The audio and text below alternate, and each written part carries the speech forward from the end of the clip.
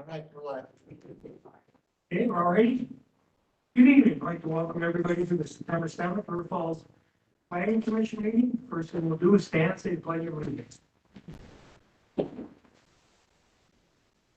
Allegiance to the flag of the States of America, to the republic for which it stands, one nation, under God, indivisible, with liberty and justice for all.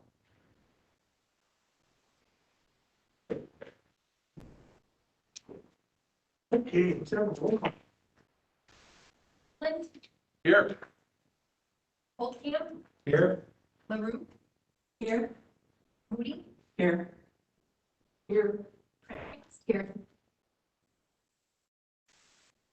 Okay, next we move on to approval of minutes from the August 3rd meeting. I'll move to approve the minutes. Second. Okay, got first and second, questions, comments from anybody? All in favor? Aye. Opposed? Okay, let's move on to public comments. If there's anybody in the audience that has anything they'd like to talk about, now would be the time. Okay. Next, move on to ordinance and resolution. First one is a resolution approving Highview Meadows 6th edition, and this would be the final plat. And it looks like Crystal is going to give us a little presentation on this.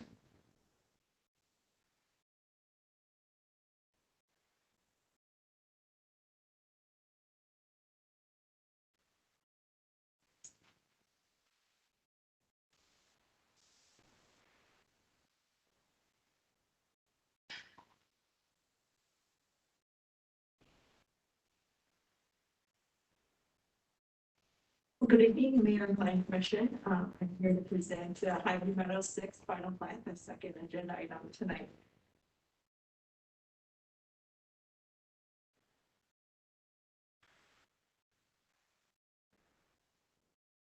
Okay.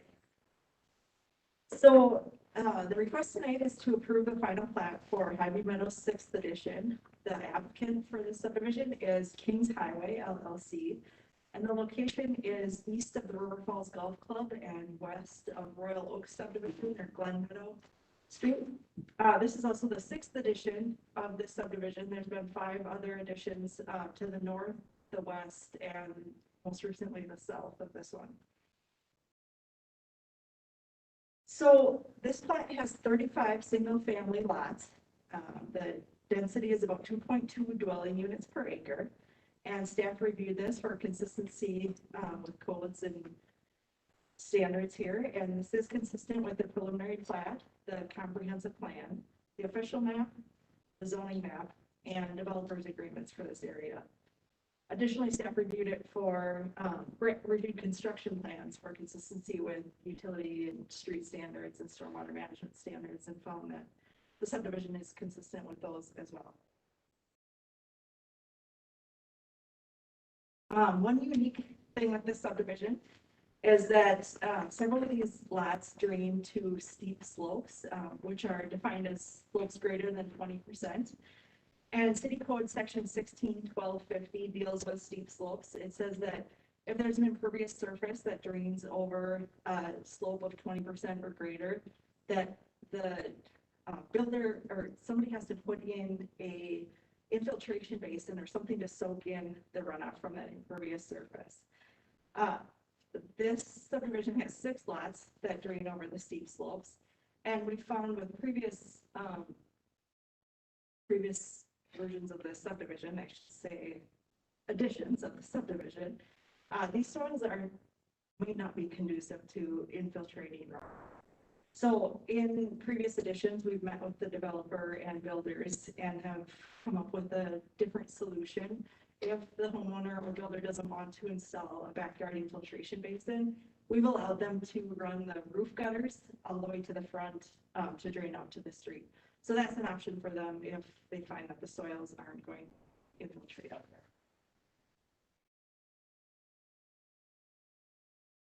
So the recommendation is to forward the final plan to City Council with a favorable vote and subject to the following contingencies. The development agreement obligations must be met. The developer must submit an irrevocable letter of credit. He would submit the covenants for the subdivision, and we would receive the state certification. So with that, are there any questions? Let's, I'll take a motion first, as you can see there, we'll have Yep. questions, comments. I'll take a motion on this. Mr. Mayor, I move, we approve the resolution approving the Highview Meadows 6th edition final plan. I'll second. Second. Okay, we have first and second. Now, questions for, so, So if the drainage is coming forward to the streets, then I assume there's adequate facilities on that side to manage.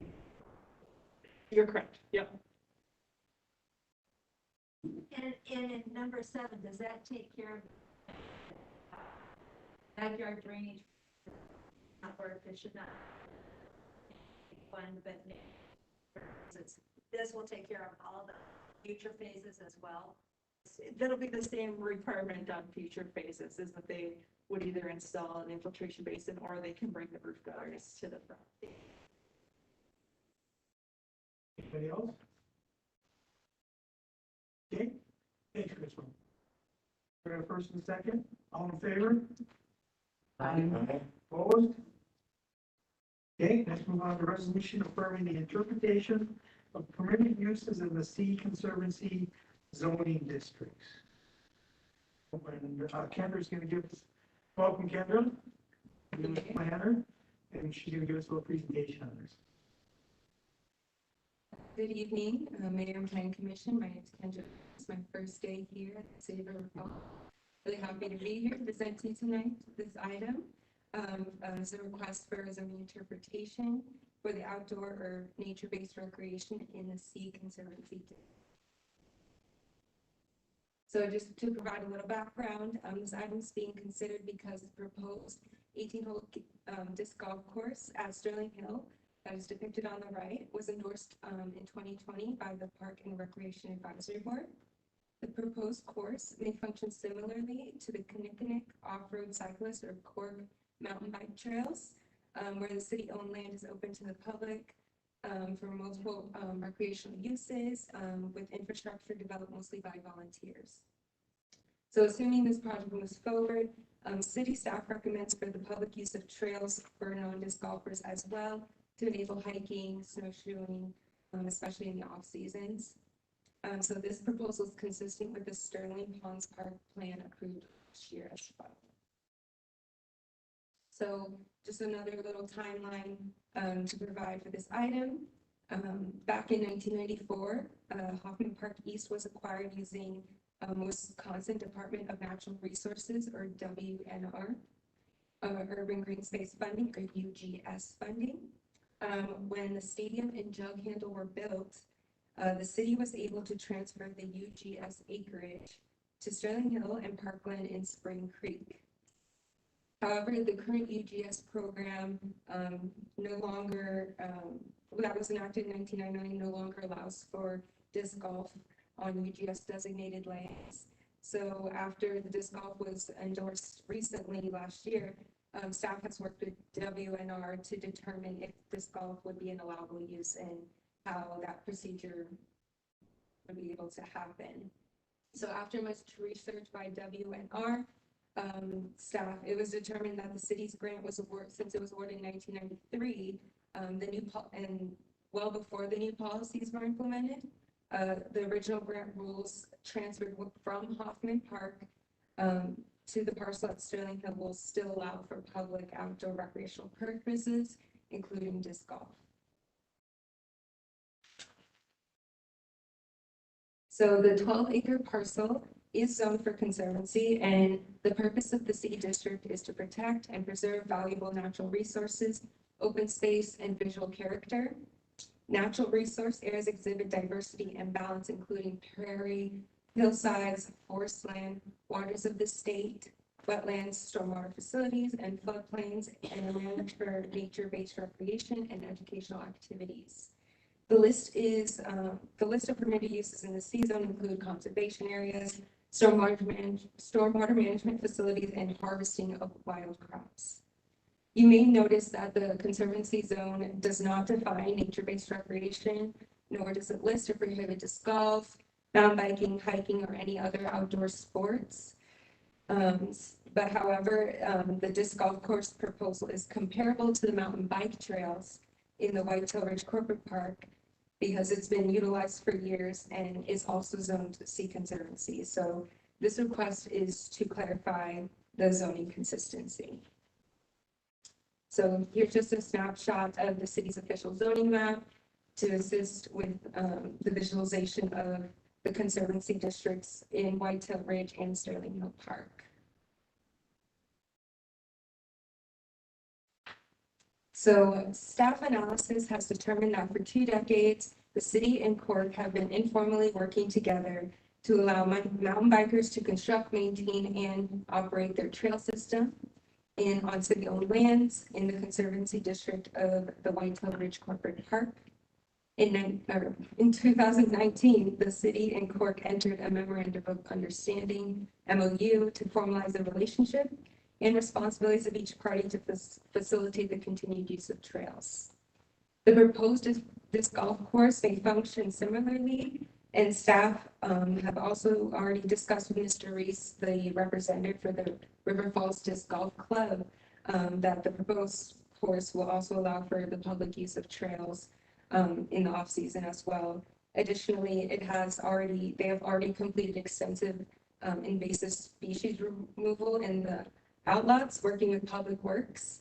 So improving the ecological health of the property that is in line with the Conservancy zoning. So in the era of COVID, nature-based recreation has surged in popularity, which increased the support for the disc golf course in Sterling Palms Park. And this site will primarily be undeveloped open space with trails complementing protection of the natural features, allowing for public access. Similarly to mountain biking, disc golf is a special form of recreation that both uses prefer rugged terrain, found frequently in the Conservancy district. Unlike most forms of outdoor recreation where it's needed more flat, well-drained land for playing fields, which is a more valuable form of land and outdoor recreation, but allowing these uses in the outlots are compatible with the Conservancy zoning. So River Falls is unique in that steep wooded blufflands are readily accessible in many neighborhoods for recreational opportunities that enhance the overall quality of life. According to the 2008 edition of Forest History Today, the intent of nature-based recreation is presumed as outdoor activities in natural settings or otherwise involved in some direct way, elements of nature, terrain, plants, wildlife, and water bodies. So staff concurs that both mountain biking and disc golf fit this description. And due to their varied need for terrain and wooded lands as their lack, and for the lack of need of facilities that convert forested lands to developed space. So the next steps, should Plan Commission approve the resolution before you this evening, the City Council will then consider the disc golf course on the site, and the memorandum of understanding between the city and River Falls will be enacted. So staff recommends the approval of the resolution before you, affirming the interpretation of the permitted uses in the C Conservancy zoning district. At this time, Mayor, turn it back to you. If you guys have any questions, I'll be one thing. We'll take a motion on this, and then we'll ask questions.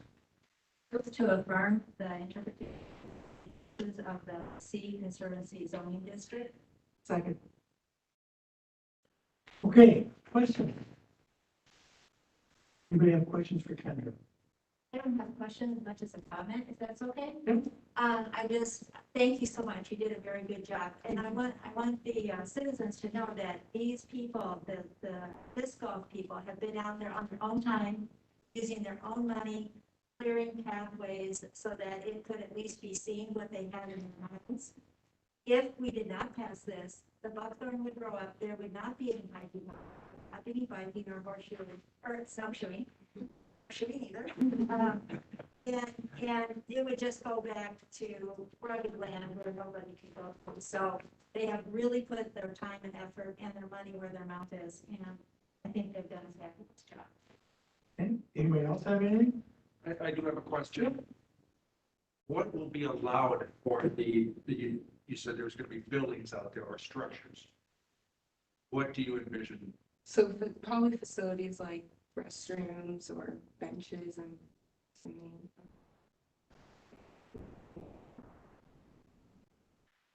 So we have this in the capital budget, primarily funded by the disc golf group. There probably in the future may need to be a parking facility. We've had at this point talked about them parking within the neighborhood. In the future, you know, we were talking about restroom facilities with the Cork group. So if this, you know, becomes as big as Cork, there could be restroom facilities in the future. Right now, I'm anticipating that it's going to be their tees and holes, right? Yes, so. I like the idea, I just would, just a little cautious about those sorts of structures and what they can put up there. I don't want, you know, I trust that they're very professional and they're trying to do the best that they can. I just don't want to see tree houses on silly things like that, but parking is an issue. I'm excited about it. What becomes of the Hoffman Park discourse? It's gone. Oh, okay. They have requested that they stay at the moment. If and when the park is rehabbed, it could go in. So would they take that equipment and move it out? So I believe, and I don't know a ton about this, but I believe the one at Hoffman Park is a 9-hole and fairly easy. So it's a good starter course. This one is going to be 18-hole and much more challenging. So they're anticipating this drawing disc golfers from the Twin Cities and other areas, just because it's going to be much challenging for disc golfers. I haven't been out on the site, so I know the layout for the parking and they're going to be having tournaments and things. Is that going to be interesting? Again, I think it's going to be a progression similar to what we've had with Cork, right? Over the years, as they build, you know, so. I will say that Andrew and I have a conversation with Mr. Fireisen, who has his own property out there, and he's 100% for it.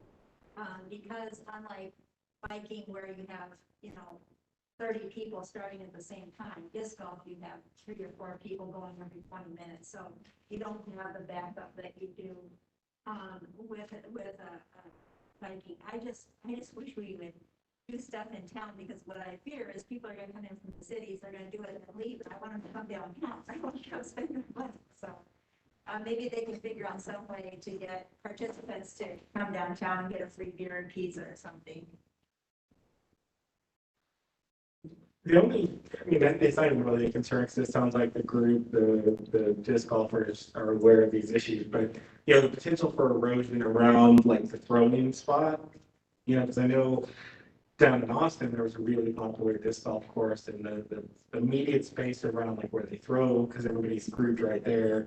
And then sometimes around the tees, you have some real issues with erosion, soil compaction, those kinds of things. May not be an issue here so much, I guess, you'll have winter. There's a winter in Texas.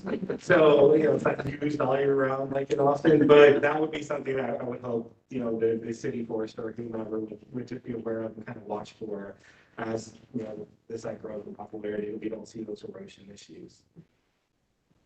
Yeah, so they have been working, because we've been working very closely with Public Works and the city forester and the work that they've been doing thus far, and I anticipate that to continue, so. Okay, anybody else got anything on this? No? Kendra, thank you. Okay, so we got a first and a second, all in favor? Opposed? Okay, move on to number 4, is special use permit process discussion with the union. She'll kind of walk us through this little bit of. Okay, good evening, Mayor and Plan Commission. This item is not for action this evening, but for Plan Commission discussion. As you've read in your packet, City Council passed the special use permit ordinance modifications per your recommendation this summer. However, they have sent the item back to you for further discussion, specifically regarding the public process for special use permits. Hopefully you were able to listen to the council meeting and review the minutes in addition to the staff report, but I'll provide you a brief review here as well. So the following key points here are summarized from the council discussion. Councilmember Downing suggested the informal meeting listed here as number 2, I believe. So specifically, that meeting would explain what an SUP is. It would outline for the public process, the process to acquire an SUP. It would explain what the public should expect for next steps, and it would provide a place for public comment to be collected. The quasi-judicial hearing process would then be held at the following Plan Commission meeting. It's important to note that because of the quasi-judicial process, Plan Commissioners, Board of Appeal Commissioners, and potential even council members would be highly discouraged from attending the informal meeting as proposed. So Councilmember Downing also suggested that Plan Commission should discuss a number of items listed in your packet, such as traffic, noise, and the impacts to city infrastructure, among others. The current process for a special use application is the submission of an application and fee by the applicant. Typically, staff meets with the applicant to ensure that the SUP process is the correct one for them to be going through and discusses what that process looks like. The second is a public hearing. So the Plan Commission must hold at least one public hearing, and typically those that are unable to attend would be able to submit comments through staff, which would then become part of the public record. There's a notification of a Class 2 notice, which is published according to state statutes, and the Plan Commission agenda is published as well. Notice is also sent to property owners within 300 feet of the property. Obviously, there's then review by the Plan Commission and approval or denial of SUP. And there's an appeal process as well. So if a special use permit is denied, an appeal may be made.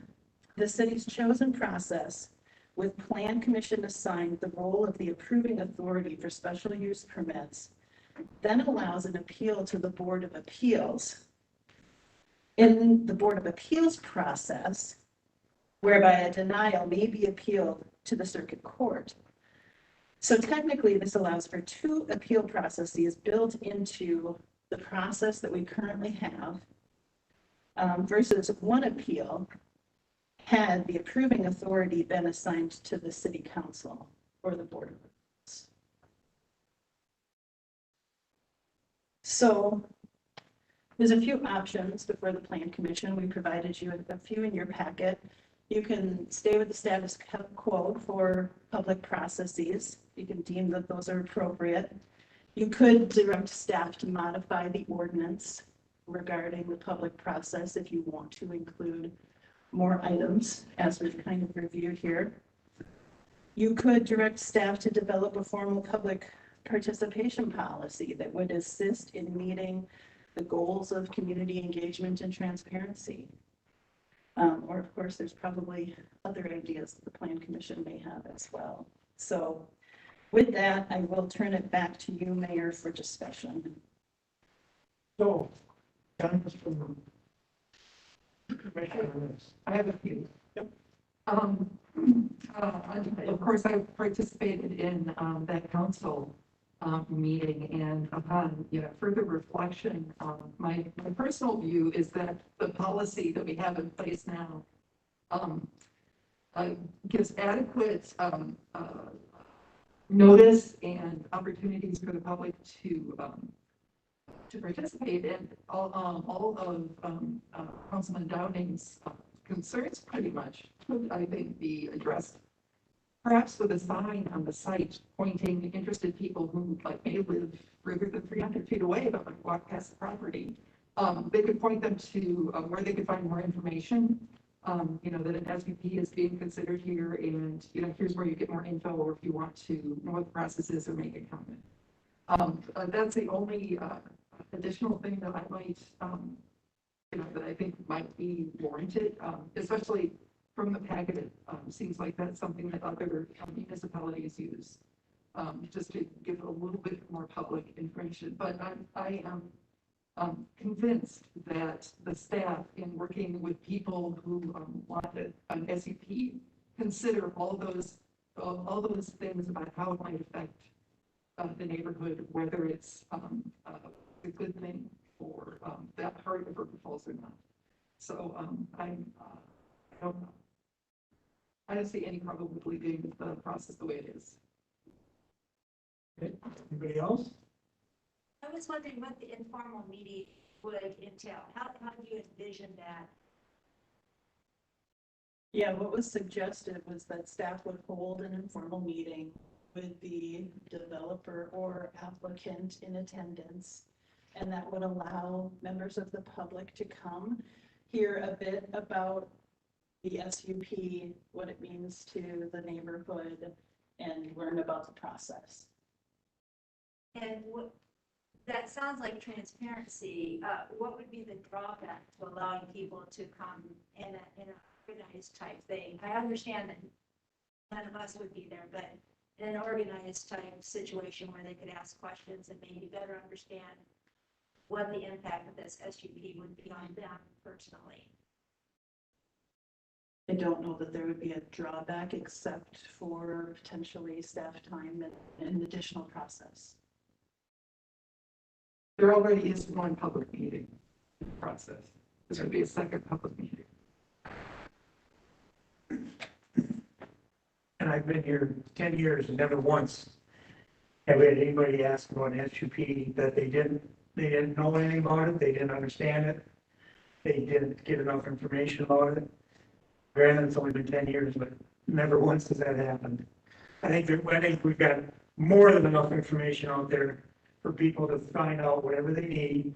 I don't mean to step in front of any of you guys, but I agree with Diane. The only thing maybe we could get out of this is, do we put any kind of signage up right now? I don't think so. Not for special use process. Wherever it is that they're looking for a special use permit, we could put a sign up, city logo on it, city website, and city phone number. Questions, call here. So something simple like that. Otherwise, everything else the council is worried about is already being done. It should have never come back to us. It should have been fine. But anyways, that's mine.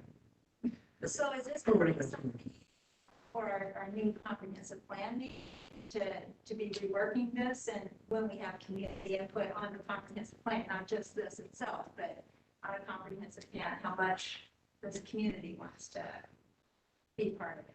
Part of the SUP. Well, not just the SUPs, but everything, part SUP as well. But Well, yeah, we can talk about that in the comprehensive plan. That okay. can always part So of that. there will be a chance. If city doesn't, if citizens don't think, I don't know how, we get so much information out there, it's just a matter of if they care enough to look for it. But, I mean, yeah, we can ask them, is there anything else we can do to put more stuff in front of you to ignore? But that can definitely be part of the conversation. So, and I don't mean to make light of that. I should say, I'm someone who's involved in the community. Right. And you know how much we put out there. Yeah, and I also know there's times when it's like, I don't have enough information. I don't know where to get it. I go on the website sometimes, and I don't get info. Yeah. That's not part of this Right. conversation. But if it can be part of our new coming comprehensive, and people can come and they can talk about it and say, yes, I think this is something we would need, then I'm fine with what's been talked about today. So the sign kind of baffles me a little bit. So if I wanted to, I would you pop a sign out there for 30 days, 60 days, 90 days, and then what would it do? just for the neighbors that want to open business of some sort. Well, neighbors will know. Well, the neighbors, Yeah. my neighbors would know. And one neighbor, officially already it's 300 feet around the site. Well, what is the sign? The sign will just say you're walking by, say you look 2 blocks away, you walk by, and what's going on here? And you see all the doing special use permit. If you're interested, it'll have, it can have the city's telephone number, it can have the city's logo, or the city's email address, so you could, I really don't know what that is, what could that be? And that way they can get the information for it. That's all it would be for. So we typically do that on rezonings. Rezonings, yeah. And there again, that's just we don't have to do anything more than we're already doing, which has been working fine. I like the information. We have information overload. Yep. But adding another piece would be, all right, if we're already doing it for zoning, then I haven't seen one, so I didn't know. We don't get, and it's not like we get a lot of special use permits either. It's pretty rare. So what does everybody else think? If anybody's, I'm assuming we're not voting on anything, we're just suggesting to you that, so say every nice idea, we start putting up a sign. You'll write that into the new ordinance that'll go in front of the council. So if the plan commission is recommending to staff that a sign be part of the process, then we would want to amend and put that in as a requirement. Is that something that, staff could come with an example of, what other municipalities do, or, what information might be in a sign? We could dig and see if we could find one of the last rezoning signs that we had. It's just for our information. We show you guys that. I'm sure we've at least got the electronic copy that was on it, the sign itself. So would it come back to planning commission and then back to city council? If we're going to modify the ordinance, we would need to, yes. Are we okay with that? And the idea is, I mean, with the comp plan, God, I feel so old wearing glasses on top of my contacts, sorry. I can see far away with my contacts, I gotta wear glasses to see it close, that's what I'm always like. Anyway, with the comp plan, the likelihood is we're gonna probably revamp the zoning ordinance. It's to some extent anyway, right? Or possibly. Well, I would say after the comprehensive plan, we'll probably be looking at changes to the zoning ordinance. I mean, honestly, to discuss the specifics of SUP public engagement during a comp planning process, in my opinion, is going to be pretty, comp planning process, we're really looking sure. So I don't know that I would look for specifics to come through that process. And I think given the one, the rarity of these, and two, the process that we already have, like, I think the sign is fine. I wouldn't wholesale significant change process work.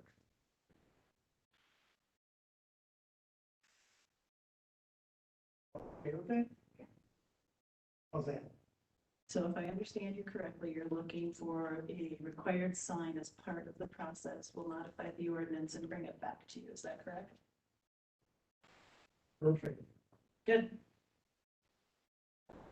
Okay, and Amy's gonna stay up there and give us a director's report. Okay, so we talked, well, last we were together, it was the Council Plan Commission joint workshop for our upcoming planning process. Thank you to those that provided feedback either during or after the event. That was much appreciated. Staff is meeting this week with one of the firms to learn more about their engagement process, as well as other aspects of their proposal. And our goal is still to have recommendation to council later this month.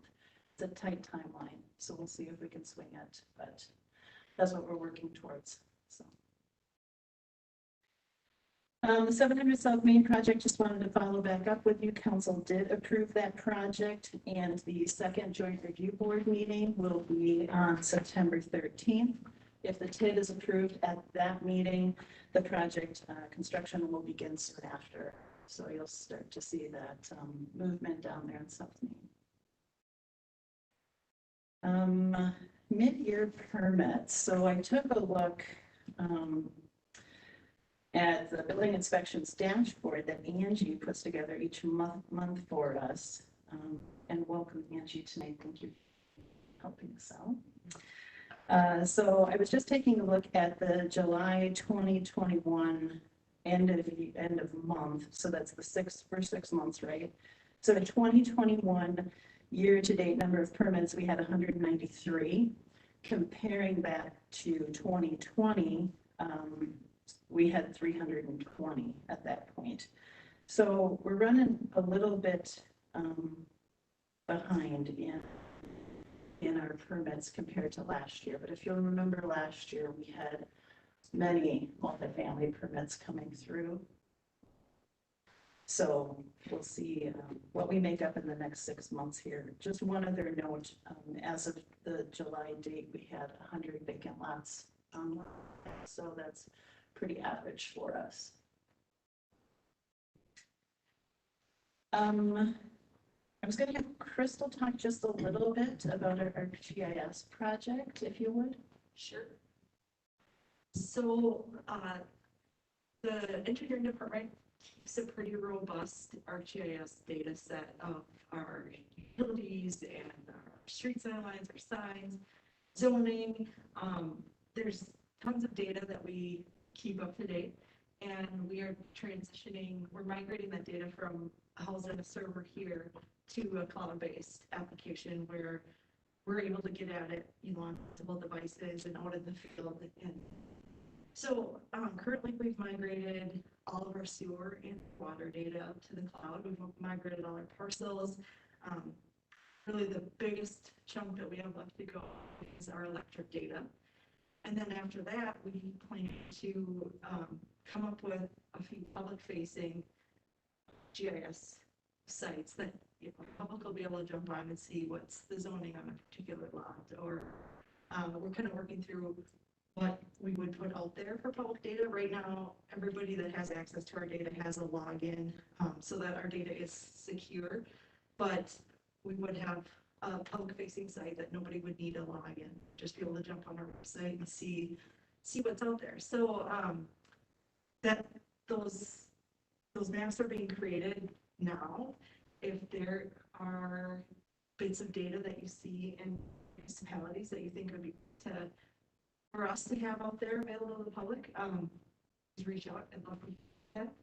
And we're gonna come up with the best we can do, and then it'll be a work in progress. We'll continue to put more data out there as it becomes available. So it's going great. It's going to be completed hopefully by the end of 2021. We're working with MSA, the consulting firm, on that, and they've been excellent. Yeah. You work with the counties then on that as well? We've always worked with the counties on our data. Being that you're between the work to be with two, it's got to be a challenge. It is. And then, we have a GIS person that, is on a first name basis with those folks at the counties. And we share data with them and they share with us. First County actually takes all of our parcel data and puts it out, on their website. They just use it directly from us. And I'm not sure St. Croix County might as well, but we have a great relationship with the counties. But, the counties have these forward-facing GIS sites that, people are really becoming familiar. Now I'm starting to see a lot of municipalities do it, and we're looking forward to jumping in that role. Good, thank you. So staffing update, you met Kendra Elmer this evening, one of our new planners. Kendra came to us from Arizona, where she was last an intern with the city of Apache Junction in Arizona. And today is her first day. Drew her in, both feet, jump, right? So we did have another planner start today. Sam Burns is with us. You'll be seeing more of him in the future as well. Sam was most recently an intern at Cottage Grove. So we're happy to have both of them on. September 16th, We will have a city planner starting with us as well. Emily Shively will be here as the city planner. You'll see her at this meeting. So we'll be up and running at speed soon. So September board meeting, I just wanted to remind you, hopefully you saw the email that I sent out a little while back. The park board meeting is on the 15th, starts at 5:15 p.m. There, it will be a presentation by Lynn Huskamp, who is a public health official working on her PhD, very interested in the built environment and how it integrates with public health. So I thought this was a really good primer to get both park board and plan commission starting to think about the comprehensive plan process. So if you're able to attend, please go ahead and join plan or park board next week. So with that, Mayor, I'll turn it back to you if you have any. Does anybody have any questions for Amy? Question, can you expand a little bit on the CRM point that you have in here? What point have you read in that? What does that look like? Yes. So I just said this to Sam this morning. So this is customer relations management tool, I believe. So Carrie Schreiner, our economic development manager, is heading that up. Sam will be assisting her as well. So we're really starting to look at firms that provide that interface. We'll do a review on staff will do a review of those programs, decide which one to go with, hoping to have a consultant on board yet this year if possible and get that program up and running. So, yeah. Anybody else? Otherwise, the motion to adjourn.